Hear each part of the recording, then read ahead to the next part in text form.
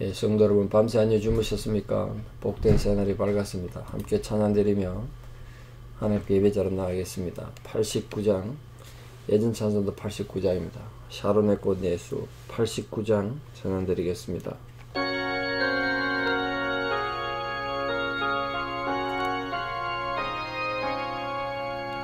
샤론의 꽃 예수 나의 마음에 거룩하고 아름답게 피소서. 내 생명이 참 사랑의 향기로 간 데마다 풍겨나게 하소서. 예수 샤론의 꽃 나의 맘의 사랑으로 피소서.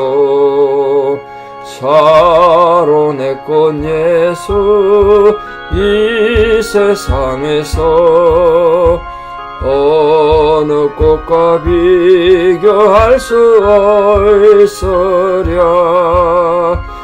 나의 삶의 한결같은 은혜와 사랑으로 가득하게 하소서. 예수 샤론의 꽃 나의 맘의 사랑으로 피소서. 샤론의 꽃 예수 모든 질병을 한이 없는 능력으로 고치사 고통하며 근심하는 자에게 크신 힘과 소망 내려주소서. 예수 샤론의 꽃 나의 맘의 사랑으로 피소서. 샤론의 꽃 예수 길이 피소서. 주의 영광이 땅 위에 가득해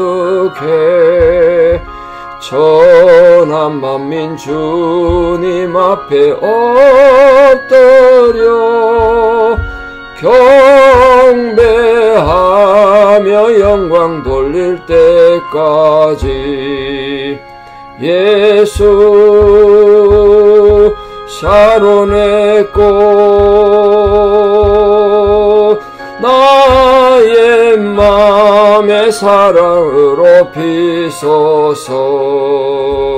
아멘. 함께 신앙 고백 드리겠습니다. 나는 전능하신 아버지 하나님 천지의 창조주를 믿습니다. 나는 그의 유일하신 아들 우리 주 예수 그리스도를 믿습니다. 그는 성령으로 잉태되어 동정녀 마리아에게서 나시고 본디오 빌라도에게 고난을 받아 십자가에 못 박혀 죽으시고 장사된 지 사흘 만에 죽은 자 가운데서 다시 살아나셨으며 하늘에 오르시어 전능하신 아버지 하나님 우편에 앉아 계시다가 거기로부터 살아있는 자와 죽은 자를 심판하러 오십니다. 나는 성령을 믿으며 거룩한 공교회와 성도의 교제와 죄를 용서받는 것과 몸의 부활과 영생을 믿습니다. 아멘. 2023년 1월 31일 벌써 한 해가 다 갔네요. 1월의 마지막 날 화요일 새벽 주시는 말씀 로마서 3장 24절에서 31절입니다. 로마서 3장 24절에서 31절 봉독에 올리겠습니다. 로마서 3장 24절에서 31절입니다. 그리스도 예수 안에 있는 속량으로 말미암아 하나님의 은혜로 값없이 의롭다 하심을 얻은 자 되었느니라. 이 예수를 하나님이 그의 피로써 믿음으로 말미암는 화목제물로 세우셨으니 이는 하나님께서 길이 참으시는 중에 전에 지은 죄를 간과하심으로 자기의 의로우심을 나타내려 하심이니 곧 이때에 자기의 의로우심을 나타내사 자기도 의로우시며 또한 예수 믿는 자를 의롭다 하려 하심이라. 그런즉 자랑할 때가 어디냐? 있을 수가 없느니라. 무슨 법으로냐? 행위로냐? 아니라 오직 믿음의 법으로니라. 그러므로 사람이 의롭다 하심을 얻는 것은 율법의 행위에 있지 않고 믿음으로 되는 줄 우리가 인정하노라. 하나님은 다만 유대인의 하나님이시냐? 또한 이방인의 하나님은 아니시냐? 진실로 이방인의 하나님도 되시느니라. 할례자도 믿음으로 말미암아 또한 무할례자도 믿음으로 말미암아 의롭다 하실 하나님은 한 분이시니라. 그런즉 우리가 믿음으로 말미암아 율법을 파기하느냐? 그럴 수 없느니라. 도리어 율법을 굳게 세우느니라. 아멘. 오늘 바울이 이 말씀을 통해서 우리가 어떻게 하나님으로부터 의롭다 받는다고 말씀하고 있습니까? 여기 24절 마지막에 값없이 의롭다 하심을 얻은 자 되었느니라. 의롭다 하심을 얻은 자 되었느니라. 이게 원래 법률 용어입니다. 법률. 재판 받았는데 무죄를 선언했다. 이 뜻입니다. 그리고 우리 지금 이렇게 의롭다 하심을 얻었다. 이렇게 번역되는데 무죄를 선언받았다. 이런 뜻이에요. 어떤 사람이 법정에 재판받으러 갔는데 거기서 무죄가 되면 그 사람은 의로운 사람이다. 이렇게 불렀다는 거예요. 구약시대에. 근데 하나님과 인간과 관계에서 인간은 전적으로 타락한 죄인인데 어떻게 하나님 앞에 의로운 존재가 되겠습니까? 이 문제에 대해서 하나님께서는 죄인들을 의롭다고 선언하기 위해서 죄인들에게서 해법을 찾은 것이 아니고 하나님 안에서 찾으셨다는 거예요. 하나님 안에서. 하나님은 이 당신의 엄청난 은혜로 이 악한 자를 선한 사람인 것처럼 취급했다는 거예요. 죄인을 의인으로 취급했다는 거예요. 이런 사실은 유대인들에게 엄청난 도전이었을 거예요. 유대인들은 받아들일 수 없는 거죠. 악한 사람을 선한 사람으로 생각한다는 건 부정한 재판관이죠. 부정한 일로 비판받을 그런 내용이란 말이에요. 유대인들에게는. 근데 예수님이 뭐라고 말씀하셨냐면 우리에게 내가 의인을 부르러 온 것이 아니요 죄인을 부르러 왔노라. 그게 기독교의 본질 아니겠습니까? 하나님께서는 죄인을 사랑하세요. 죄인을 사랑하셔. 그렇다고 회개도 안 하고 뺀질뺀질한 사람은 사랑한다는 뜻은 물론 아니겠죠. 그게 오해하시면 좀 곤란하겠습니다만 우리가 참회하는 마음으로 나아가기만 하면 넌 죄인이니까 오지마 이러지 않으신다는 거예요. 다 받아주시고 사랑하신다. 이것이 예수 그리스도를 통해서 모든 사람을 죄에서 구원하시는 또 하나님과 올바른 관계를 만드시는 하나님 아버지의 놀라운 은혜가 아닌가 그렇게 생각합니다. 근데 그런 일을 이루어지게 하기 위하여 하나님께서는 예수 그리스도를 화목제물로 삼으셨다. 화목제물. 화목제물이 뭐냐? 구약시대 사람들은 제사 드려서 자기들의 죄를 사함 받았는데 그때 쓰는 제사 제물을 화목제물이라고 말하는 게 아닙니다. 오해하시면 안 돼요. 이 화목제물이라는 말을 원어로 직역하면요. 속죄소란 뜻이에요. 속죄소. 또 속죄제물, 속죄물 이런 뜻입니다. 속죄물이 뭐냐? 일반인이 자기 죄를 사함받기 위해서 하나님 앞에 번제를 태우는 그건 그냥 제물이고 속죄물은 1년에 단 하루 대제사장이 숫송아지와 염소의 피를 취해가지고 그 지성소 안에 속죄소 위에 법궤 위에 뚜껑을 속죄소라 그랬다 그랬습니다. 거기 올라가서 그 피를 뿌려서 한 개인의 죄가 아니라 이스라엘 민족 전체 죄를 속하는 그때 제물이 속죄물이 속죄물. 예수님 그걸 예수님이 그 제물이 됐다는 뜻입니다. 그래서 그걸 화목제물 이렇게 번역한 겁니다. 그러니까 한두 사람의 죄를 해결하기 위해서가 아니고 모든 이스라엘 백성이 죄를 해결받은 것처럼 모든 인류의 죄를 다 해결했다. 그걸 말하는 거예요. 그래서 예수님이 속죄물이 되셨다. 자신의 피로 인간을 구원하신 예수님께서는 구원받은 우리를 향해서 이제 또 요구하시는 거죠. 내가 너희를 사랑하고 너희가 구원받았으니 너희도 희생과 사랑을 이제 보여야 된다. 나는 믿음으로 구원받았다. 예수님 십자가로 구원받았다. 그러니까 인생을 마음대로 엔조이하자. 그게 아니란 거예요. 빚진 자로 살아라는데 빚진 자로. 하나님의 사랑과 은혜를 아는 자라면 예수님의 그 요구에 응답해야 되지 않겠습니까? 하나님께서는 예수 그리스도를 속죄물로 세우신 이유를 지금 25절에 뭐라고 말하고 있습니까? 그건 바로 하나님의 의로우심을 나타내기 위해서, 하나님 정의감 때문에 그렇다. 하나님 정의감. 하나님은 죄인들을 즉시 징벌하지 않고 당장 하늘에서 유황불이 내리고 땅에 갈라져서 죽일 수도 있지만 그렇게 하지 않고 오래 참으셨다는 거예요. 오래 참으셔서. 그건 뭘 우리에게 말해주느냐 하면, 하나님 비록 사랑이시고 죄를 용서하시는 분이지만 무조건적으로 죄를 용서하는 건 아니라는 거예요. 다시 말해서 하나님께서는 하나님의 아들 예수 그리스도로 하여금 우리 죄값을 지불하게 하셨어요.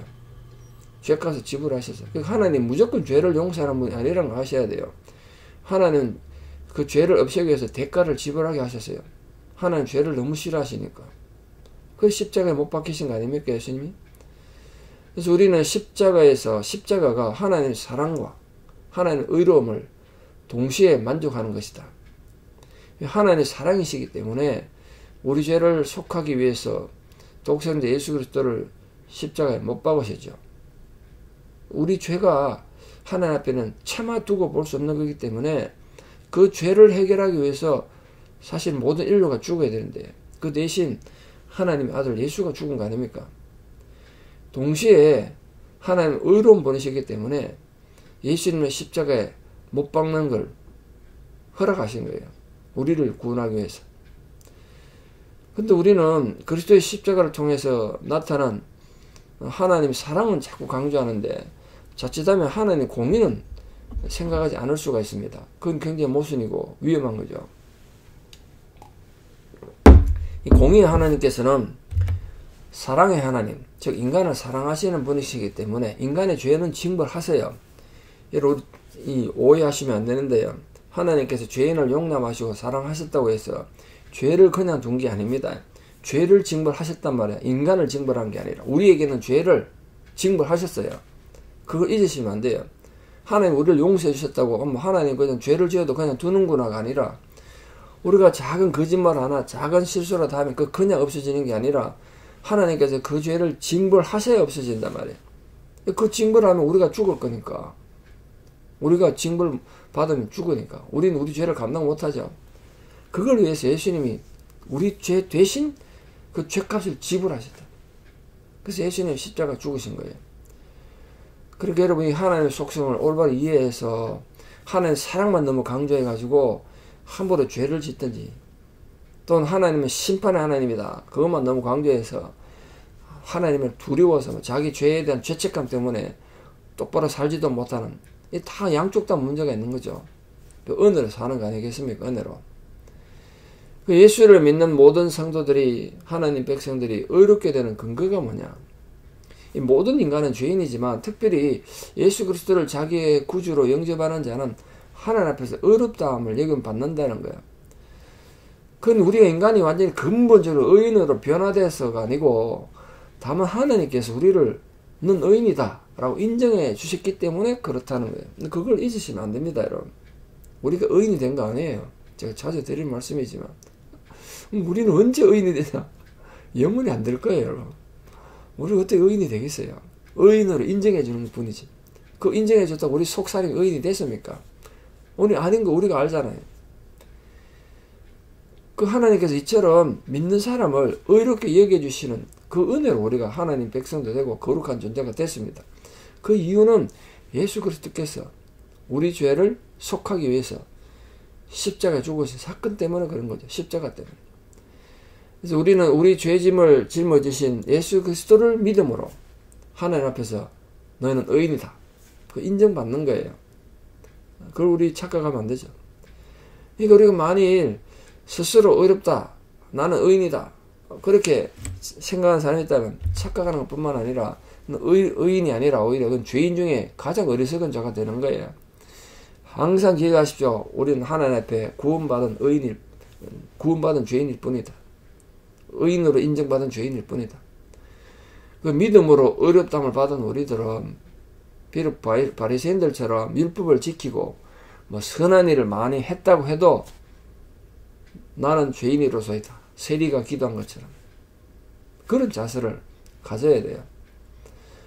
바리새인과 세리가 기도하러 올라갔던 걸 예수님이 말씀하셨잖아요.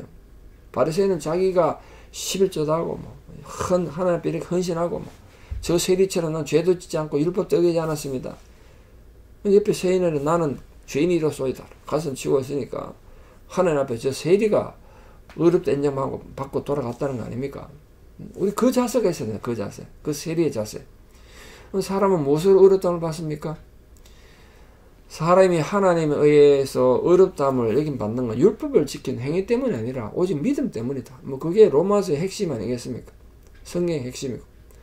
다시 말해 사람은 인류를 구원하기 위해서 십자가에 죽으시고 또 사흘 만에 부활하신 예수 그리스도를 믿음으로 말미암아 죄 씻음 받고 어렵다 함을 인정받는 거죠. 이런 칭의의 원리도 유대인들은 이해가 안 됐을 겁니다. 왜냐면 전통적으로 유대인들은 율법을 철저히 지킬 때 그때 비로소 어렵게 된다고 생각했는데 율법을 하나도 지키지 않고 말로만 어려워졌다고 그러니까 유대인들은 받아들이기 힘들었을 거예요. 왜냐면 유대인은 전통적으로 자신들은 율법을 지켜서 자기들의 공로나 업적을 통해서 어려워질 수도 있고 그 업적을 내세워 자랑했는데 그게 아니라니까 얼마나 당황됐겠습니까? 근데 이 땅에 존재하는 어떤 인간이 하나님에게 제시한 율법을 다 지키겠습니까? 지킬 수도 없고요. 아무도 못 지켰고 지킬 수도 없습니다. 그러므로 우리는 하나님 은혜를 무시하고 행위를 강조하는 그런 교리를 늘 조심해야 됩니다. 아울러서 우리는 자기 자신이 아니라 늘 하나님 바라보면서 하나님 오늘도 이렇게 나에게 구원을 베푸시는구나. 그 하나님의 구원과 사랑을 믿음으로 받아들이는 믿음으로. 자, 이제 결론적으로 바울이 하나님은 누구의 하나님이냐? 지금 그걸 말합니다. 만약 율법을 행하는 것이 구원 얻는 필수 불가결한 조건이 된다면 율법 없이 사는 이방인들은 구원 얻을 기회가 애초에 없겠죠. 하나님은 유대인만의 하나님 되겠죠. 하나님 이방인들에게 구원을 안 베푸시는가? 결코 그렇지 않죠. 하나님 이방인에게 구원을 베푸신단 말이에요. 그래서 사도 바울이 하나님은 한 분이시다. 그 한 분이 유대인의 하나님이신 동시에 이방인의 하나님도 되신다. 그걸 아주 단언함으로써 예수 그리스도를 믿음으로 영접하는 자는 누구든지 구원 얻고 하나님으로부터 어렵다고 인정받는다는 사실을 분명히 강조하고 있습니다. 그러면 유대인들은 더 이상 자기들만이 하나님의 선민이자 언약 백성이다. 그런 걸 자부할 수 없다는 거예요. 마찬가지로 우리 하나님 부르심 받고 예수 그리스도의 은혜로 구원받은 성도들이 자신들은 의인이다. 세상 밖에 있는 사람은 죄인이다. 그렇게 우월감 빠지면 안 된다는 거예요. 왜냐하면 그 세상에 지금은 예수를 믿지 않고 교회를 다니지 않아서 하나님 앞에 저주받은 사람처럼 보이지만 그들 향해서도 하나님 구원 계획을 갖고 계시니까 우리 그걸 그렇게 교만하게 내세울 수는 없죠. 율법과 그 믿음이 어떤 관계에 있느냐? 바울은 사람이 어렵게 되는 것이 믿음으로 말미암는 것이 율법의 행위하고는 상관없다. 그렇게 오늘 말하고 있습니다. 그럼 율법은 쓸모없는 거냐? 율법은 필요 없는 거냐? 바울이 단호하게 말하죠. 그럴 수 없다. 율법의 믿음과 상호관계에 있어서 율법과 믿음이 서로를 보완해서 온전한 믿음을 이루는 거지. 율법은 필요 없고 오로지 믿음 이게 아니란 거예요. 굉장히 중요하죠. 인간은 자신의 죄와 연약함 때문에 율법의 요구를 충족하지 못하지만 십자가에서 죽으심으로 율법의 요구를 완전히 이루신 예수 그리스도를 믿고 성령의 인도를 받음으로써 지난주에 말씀드린 것처럼 성령의 인도를 받음으로써 우리는 하나님의 지혜도 알게 되고 구원도 얻게 되는 하나님 원하시는 선을 이루는 요구를 성취할 수 있는 겁니다. 그러므로 우리는 믿음의 도를 핑계로 우리 믿음으로 구원받는다. 이거 핑계로 율법을 폐기하거나 도덕을 폐기하는 도덕 폐기론자 되면 안 된다 그랬잖아요. 왜냐하면 율법은 믿음을 통해서 오히려 온전해지는 거기 때문에 우리 힘으로는 지킬 수 없는 율법이 예수 그리스도의 은혜로 지켜지고 또 그렇게 하나님의 거룩한 백성으로 되어가는 거 아니겠습니까? 오늘도 우리 모든 성도님들이 하나님의 은혜로 속량받았다. 모든 죄를 씻음받는 이 거룩한 은혜로 또 하루를 믿음으로 승리하는 복된 하루 되시고 우리 모든 성도들 되시기를 진심으로 축원합니다. 기도드리겠습니다. 아버지 하나님 은혜와 사랑을 진실로 감사드립니다. 오늘도 우리를 불러 하나님의 거룩한 백성 삼아주시고 주의 자녀 삼아주셨사오니 이 은혜로 이 하루를 살아가는 믿음의 승리자들 다 되게 도와주시옵소서. 우리가 우리 죄를 위하여 대신 죽으신 예수 그리스도의 십자가 보혈의 공로를 믿음으로 말미암아 구원을 얻었습니다. 그러나 우리가 믿음으로 구원 얻었다고 해서 우리에게는 행함의 의무가 없고 율법은 쓸모가 없는 것이 아니라는 것을 다시 배웠습니다. 주께서 우리에게 은혜를 주셔서 구원받은 그 감격으로 하나님의 뜻을 실천하고 하나님의 지혜를 세상의 지혜를 이기고 극복하는 그런 믿음의 승리자로 이 하루도 우뚝 세워지는 모든 성도들에게 도와주시옵소서. 이제는 우리 주 예수 그리스도의 은혜와 하나님 아버지의 만극하신 사랑과 성령님의 위로 교통 역사하심이 오늘도 주를 섬기고 사랑함으로 하나님의 거룩한 백성으로 살아가기를 결단하는 사랑하는 성도님들의 신앙의 고백 위에 또 우리 사랑하는 모든 자녀들 삶 위에 이제부터 영원토록 함께 하시옵기를 간절히 축원하옵나이다. 아멘. 오늘 하루도 믿음으로 승리하시고 내일 또 뵙겠습니다. 감사합니다.